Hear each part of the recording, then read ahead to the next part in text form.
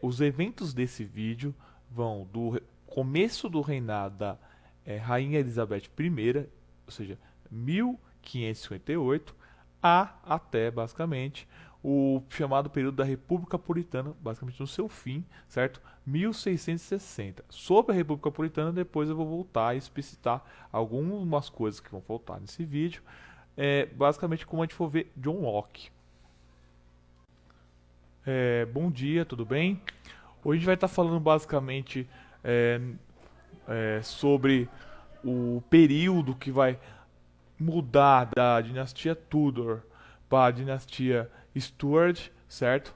A gente vai estar falando basicamente ali da passagem que vai passar o poder do rei Henrique VIII para sua filha, né? Que ele vai ter com a Ana Bolena, vai ser a Elizabeth I. Ela vai ter assim um papel muito importante na história, né? E antes de a gente entrar nesse ponto, é fundamental colocar uma coisa aqui que muitas vezes confunde as pessoas, que é o seguinte: a diferença de Inglaterra, certo? Reino Unido e Grã-Bretanha. A Grã-Bretanha é o que, né? Vamos começar por aí. Nada mais é do que uma parte, uma região que faz parte da Europa, que basicamente inclui a Inglaterra, o país de Gales e a Escócia, tá? Reino Unido seria um agrupamento político, onde você tem quatro reinos, certo? Que é basicamente a Inglaterra, a, o país de Gales, a Escócia e a Irlanda, certo? Então, Grã-Bretanha e Reino Unido são coisas diferentes. Quando a gente fala de Grã-Bretanha, nós estamos falando de algo ligado ao território, a ilha ali, que forma basicamente onde está aqueles três países. Como nós falamos de Reino Unido, nós estamos falando desses quatro reinos, tudo bem? E que vão formar basicamente um estado, certo? Porém, esse estado, digamos assim, é, ele dá autonomia a cada um desses reinos, certo? É mais ou menos o sistema federalista, certo? Que a gente pode encontrar nos Estados Unidos, por exemplo, é muito semelhante isso, tá? Então não é um estado que manda nos outros, não, não é isso. São países que têm a sua independência, são independentes, digamos assim, porém, de certa forma, independentes, têm autonomia, o melhor termo é autonomia, e eles estão submetidos parcialmente a esse Reino Unido, certo? Seria basicamente esses quatro reinos. E a Inglaterra é basicamente, um desses reinos que vai ter o seu parlamento e vai ter o seu próprio rei, certo?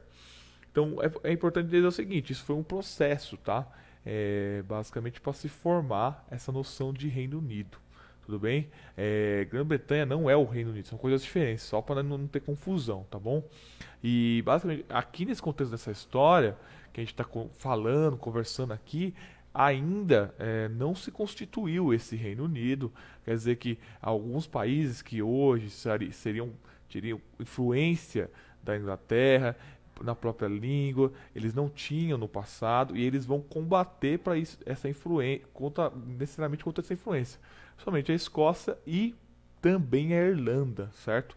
A Irlanda vai ser um país que certamente ter que ser subjugado para aderir a isso, ou seja, não foi uma coisa muito, digamos assim, muito pacífica, tá? A gente pode dizer que isso vai ocorrer pouco a pouco. Então, no país de Gales, nesse contexto, ele já seria, de certa forma, já teria essa relação com a Inglaterra. Agora, a Escócia e a Irlanda depois, certo? Que vão ter, vai se chegar a essa formação. Então ainda está em processo. Isso que é importante entender aqui, tá bom? Então o que acontece? A rainha, certo? A Elizabeth I, quando ela sobe ao poder, ela sobe basicamente numa situação muito complicada, certo? O seu pai, certo? O Henrique VIII, ele fez muita guerra, ele gastou muita grana, digamos assim, e deu o país literalmente numa situação muito complicada, dividido para Elizabeth I, tá? Ela vai ter que fazer uma política basicamente assim muito sutil, porque ela vai começar a perceber que qualquer movimento brusco que ela fizesse, haveria o quê?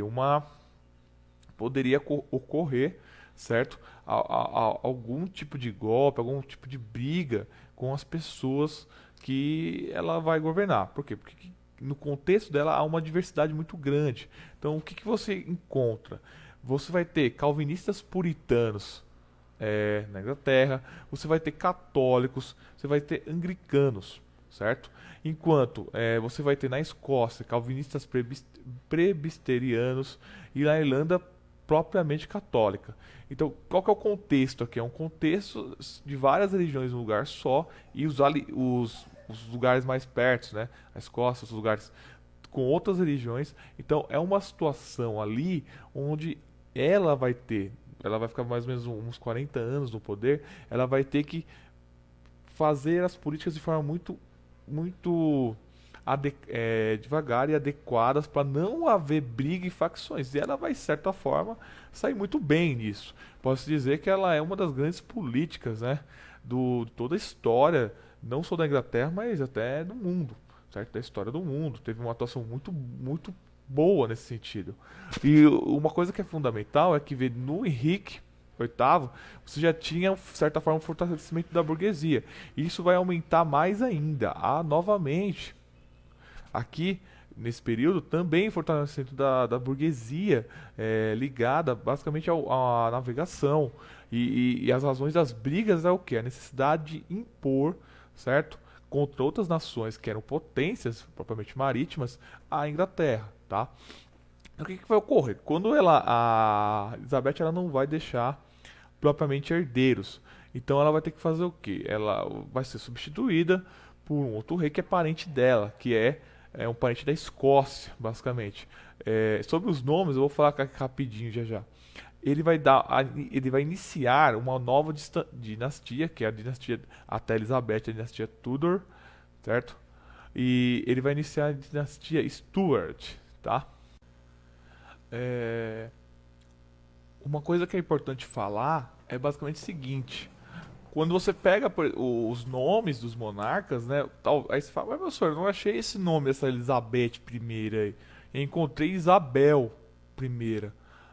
Tem um problema meio complicado de tradução de nome, gente. Então, por exemplo, vocês vão pegar os livros de história, eu não cheguei a ver, mas existe a possibilidade de você não encontrar Elizabeth I, você encontrar basicamente Isabel I, James vira Jaime I, tudo bem? Então eu vou tentar, dentro do vídeo, colocar os nomes em, assim, o original em português para não ter confusão, né? Então a gente falou do Henrique VIII, a gente falou da Elizabeth, né? Elizabeth I, que vai ser Isabel I, tudo bem?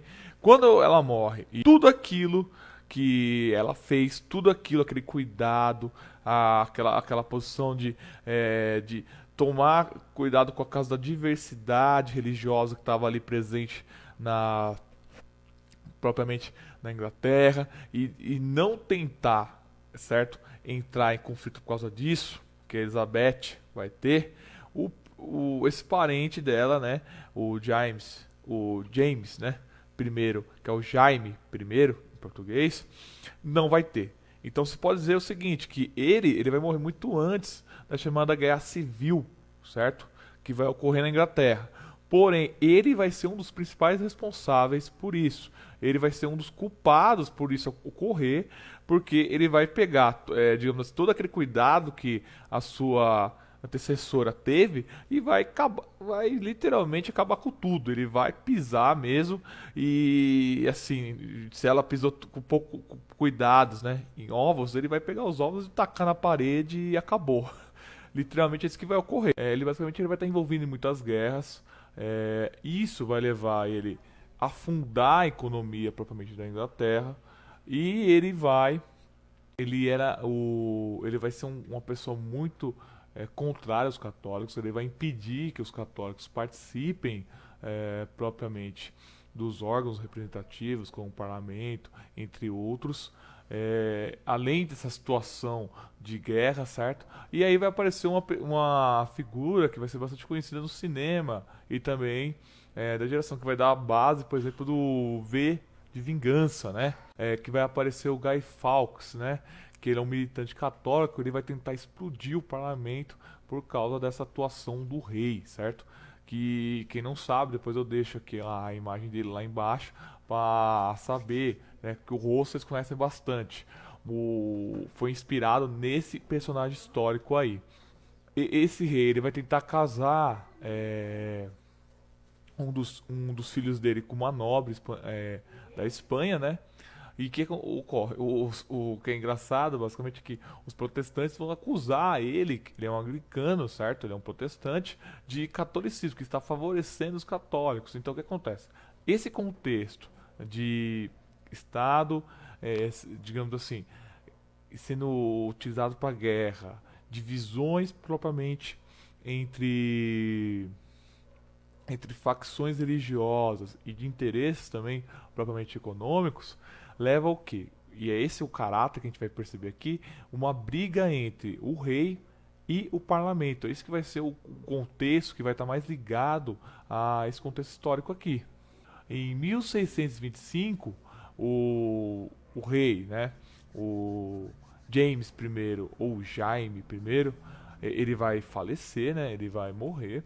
Quem vai substituir, vai entrar no lugar dele vai ser o Charles I, ou se a gente for pegar a tradução para o português, Carlos I, certo? E ele também é um anglicano, ele vai pegar basicamente, se a situação estava complicada já ali antes do rei anterior, agora a coisa está realmente feia. Ou seja, tá endividado o Estado, ele pega o Estado sem dinheiro nenhum, certo? E o que ocorre? Aquela situação de briga entre o rei e o parlamento vai aumentar. A ponto, basicamente, o Charles I, né? Ele tem um argumento um pouco estranho, mas é o seguinte: como eu falei na aula anterior, no surgimento da Igreja Anglicana, com o Henrique VIII, o rei ele também é o líder propriamente da Igreja, certo? Então, o rei, além de ser basicamente o líder do reino ali, ele também vai ser o líder propriamente da Igreja Anglicana. Então, o que ele vai argumentar? Ele fala, olha, ele vai usar um argumento baseado na monarquia absoluta, que é o que? Olha, eu sou enviado de Deus, certo? Por isso eu sou líder da igreja. E como eu sou aliado de Deus, eu não preciso de ajuda, não preciso propriamente de respaldo de ninguém. Ou seja, ele vai dizer o seguinte: ele está literalmente dizendo ao parlamento: quem manda aqui sou eu. Minhas ordens são absolutas. As minhas ordens não podem ser questionadas. E isso vai ficar uma situação meio complicada. Então a gente pode dizer que nesse contexto que a Inglaterra tá pior do que time de futebol brasileiro, certo? Que vende as coisas e por alguma razão não tem de forma alguma dinheiro em caixa. Logo no início, né, com essa história aí, do reinado dele, propriamente dito, em 1628, o parlamento tá bolado, tá achando estranha essa história. Então, para ter garantias, para não entrar em uma história mais complicar mais a situação, eles vão fazer o Bill of Rights, né? A petição de direitos, que é o quê? Nada mais, nada menos do que querer uma garantia de limitação dos poderes do rei, certo? Então eles não estão querendo derrubar o rei, eles estão querendo simplesmente que o rei ele não seja absoluto. Ou seja, ele tem assim um papel, uma função, porém ele não queira destruir uma instituição como o parlamento ou a Câmara dos Comuns. O que acontece? O objetivo era não deixar o rei fazer nenhum tipo de ação arbitrária da cabeça dele. Certo? Só que aí, né, você já viu o que vai acontecer. O rei basicamente vai dizer o seguinte: olha, cara, eu não preciso de vocês. Ele vai impor propriamente uma monarquia absoluta, contrário, certo? A essa visão dessa petição, que teria como objetivo uma monarquia parlamentarista. Então ele vai impor isso, certo? E ele vai governar de 1629 até 1640, sozinho, eu, e acabou, e dane-se todo mundo. E ele vai chegar numa situação de querer colocar um novo imposto, porque a situação econômica propriamente da Inglaterra vai estar um caos. Isso vai levar ao quê? Essa situação basicamente de caos, certo? De divisão de facções religiosas, de crise econômica que foi levado a acúmulo cada vez maior de dívidas no Estado. Isso vai levar a uma guerra civil. A guerra civil inglesa de 1642 vai ser entre, por um lado, você vai ter basicamente o parlamento com o seu exército e você vai ter o rei com o exército dele, certo? Mas é importante dizer o seguinte: o objetivo do parlamento não era matar o rei. O objetivo porque era uma coisa que a gente vai ver com o Hobbes, que era da mentalidade da época, certo? Que é uma coisa que a gente vai estar vendo aqui, que essa ideia de matar o rei é um tabu muito grande naquele contexto. Era uma coisa muito estranha você pensar em matar um rei. Isso é uma coisa que não se faz, certo? Então o objetivo basicamente do parlamento era o quê? Era conseguir dar uma dura no rei, mostrar que eles também têm força e restituir a ordem como o parlamento pensa que deveria ser, que é o quê? O rei governar, porém com poderes limitados, e o parlamento ter a sua função como complementação do poder. Então, essa guerra, certo, entre o parlamento da Inglaterra e o rei, é, vai mostrar que muitas vezes o próprio parlamento tem a chance de derrotar o rei, mas como o objetivo não é propriamente matar, se faz um jogo, digamos assim, de comadres, né, onde você deixa o inimigo fugir, essas coisas. Só que vai chegar um momento que vai irritar um indivíduo que vai ter um papel muito importante na Inglaterra, que depois a gente vai estar falando sobre ele, que é o Oliver Cromwell. Então ele vai ser um líder, digamos assim, do parlamento. Ele vai começar a perceber uma coisa que vai irritar muito ele nesse processo da Guerra Civil, né? É que os líderes que vão estar no exército tem uma coisa ligada que é o quê? Que é a questão do nascimento. Então, se você é um nobre, vem de uma família de nobres, o cargo, digamos assim, de liderança no exército já é seu. Ou seja, se você não sabe nada de estratégia, nunca pegou a espada na vida, você já é um líder. E ele vendo isso, ele vai perceber que isso é uma coisa muito ruim. Então ele vai fundar um novo tipo de exército, certo?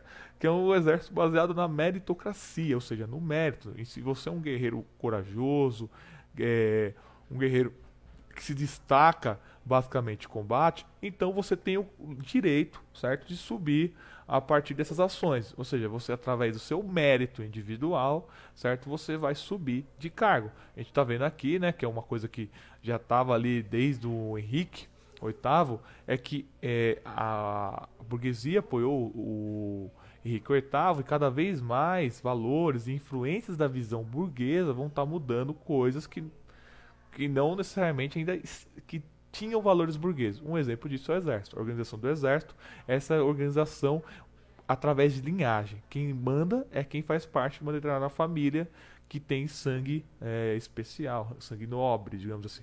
Aqui, a partir dele, não. Aqui não importa esse tipo de sangue. O que importa é a sua ação em guerra. O nome desse exército é o Exército de Novo Tipo. Foi criado em 1645. Esse exército, evidentemente, esse tipo de funcionamento vai ser muito mais eficaz. O parlamento vai derrotar as tropas do rei até conseguir capturar o Charles I, ou, na tradução como a gente viu, o Carlos I, certo? E aí vai aparecer um dilema. O que a gente faz com o rei, certo? O rei foi capturado, a gente venceu o rei. O que a gente faz, certo? Basicamente, esse Oliver, né? Os historiadores têm diferenças sobre o que pensar sobre ele. Alguns vão dizer que ele é uma pessoa extremamente fanática, que queria impor a religião a todo mundo, e outros vão dizer que não. Ele era um cara muito esperto, e na verdade ele, sabendo que a base do poder dele, certo? Que vai lhe dar o poder, porque basicamente são pessoas fanáticas, ele sabia lidar com essas pessoas e deixava elas serem fanáticas lá até o ponto que não questionasse o poder, a posição dele.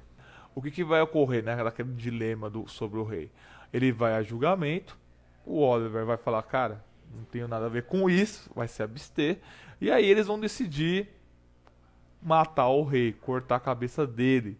E ele vai falar, olha, cara, não tenho nada a ver com isso. O povo quis fazer, essa turma quis fazer aí, é a vida e eu não tenho nada a ver com isso. Ele vai lavar as mãos. Então, o Charles I, ou Carlos I, ele vai ser morto, ele vai ser executado, certo? A partir dessa execução, né, vai surgir o que? A República Puritana, certo? Que vai ser basicamente uma consequência direta da Guerra Civil da Inglaterra, daquela situação que a gente falou um pouco antes aqui. É, a gente, do ponto de vista do contexto geral, a gente vai parar nesse ponto da República Puritana, certo? A gente pode falar que o Oliver, o Hobbes, ele vai sair nesse contexto propriamente da Guerra Civil, ele vai sair da Inglaterra e ele vai voltar basicamente porque o Oliver vai conceder para ele anistia e ele vai entrar e voltar para a Inglaterra e depois, quando houver a restauração, né, a chamada restauração Stuart, que vai subir o Charles II ou Carlos II, o Hobbes vai permanecer propriamente na Inglaterra, certo? E ele foi, de certa forma, tutor do propriamente do Charles II, Carlos II. Eu não vou falar mais sobre o contexto, vou parar nesse ponto, certo? O que é importante perceber, né? O Hobbes, ele vai apoiar, a reflexão do Leviatã, parte da obra dele está ligado a esse processo da luta entre parlamento e rei. Então, o que ele está percebendo? Ele vai fazer uma avaliação sobre isso, sobre boa parte do Leviatã, sobre quais foram as consequências de ter matado o rei. Essa que é a grande reflexão. Aquilo que eu falei que era um tabu, que foi feito e que vai levar à República Puritana, certo? Que a gente vai estar falando depois, a gente vai voltar a falar desse ponto, esse marco histórico aqui depois, como a gente vai falar do John Locke, tá bom? Ele vai ter grande influência na reflexão do Hobbes sobre propriamente a obra Leviatã.